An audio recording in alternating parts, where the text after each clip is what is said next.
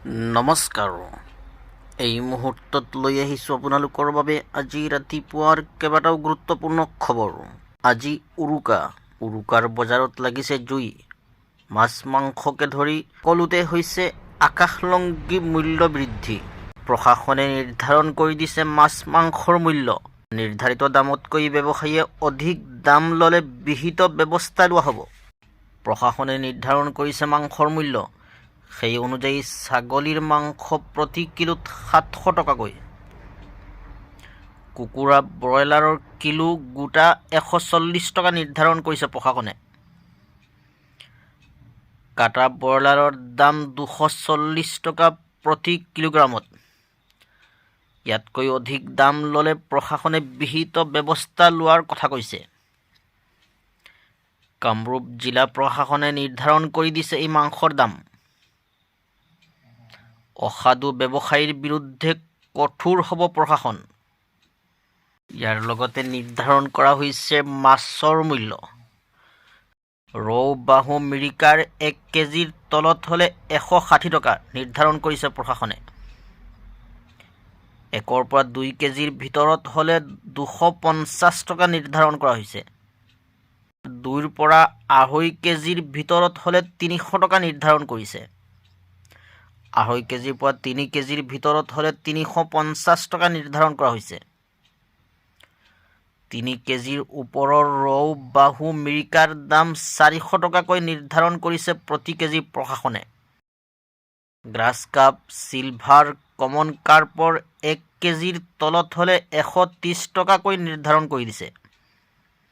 ইয়াতকৈ অধিক মূল্য ল'ব নোৱাৰিব কোনো ব্যৱসায়ীয়ে।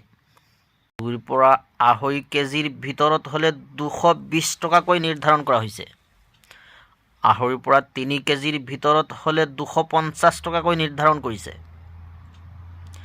3 কেজিৰ ওপৰৰ গ্ৰাছ কাপ, চিলভাৰ, কমন কাৰ্পৰ দাম 300 টকাকৈ নিৰ্ধাৰণ কৰা হৈছে। আৰি, বৰালি, চিতলৰো মূল্য নিৰ্ধাৰণ কৰিছে মীন বিভাগে। 2.5ৰ পৰা 3 কেজিৰ ভিতৰত হ'লে 520 টকাকৈ ল'ব পাৰিব। 3ৰ পৰা 4 কেজিৰ ভিতৰত হ'লে 620 টকাকৈ ল'ব পাৰিব। 4ৰ পৰা 5 কেজিৰ ভিতৰত হ'লে 720 টকা নিৰ্ধাৰণ কৰিছে। 5 কেজিৰ ওপৰৰ আৰি, বৰালি, চিতলৰ দাম 750 টকা নিৰ্ধাৰণ কৰা হৈছে। নগাঁও জিলা মীন উন্নয়ন বিভাগে জাৰি কৰিছে এই নিৰ্দেশনা। আজি ৰাতিপুৱাৰ পৰৱৰ্তী গুৰুত্বপূৰ্ণ বাতৰিটো হৈছে 20,000 টকাকৈ লাভ কৰিব চৰকাৰী ধন। চৰকাৰী ঘৰ লাভ কৰা সকলৰ বাবে আহিছে সুখবৰ। 20,000 টকাকৈ লাভ কৰিব চৰকাৰী ধন। চৰকাৰী ঘৰ লাভ কৰা সকলৰ বাবে সুখবৰ। চৰকাৰী ঘৰ লাভ কৰা সকলৰ বাবে আহিছে সুখবৰ। পুনৰ লাভ কৰিব 20,000কৈ টকা। 2022 চনৰ PMAY ঘৰ লাভ কৰা সকললৈ প্ৰদান কৰা হ'ব এই ধন। 1,30,000কৈ পোৱা হিতাধিকাৰীলৈ এই ধনৰাশি আগবঢ়োৱা হৈছে। এই ধনৰাশি লাভ কৰিবলৈ হ'লে যোগাযোগ কৰিব লাগিব পঞ্চায়ত প্ৰতিনিধিৰ সৈতে। আবেদনকাৰীয়ে জমা দিব লাগিব বেংক একাউণ্ট আৰু আধাৰ কাৰ্ড।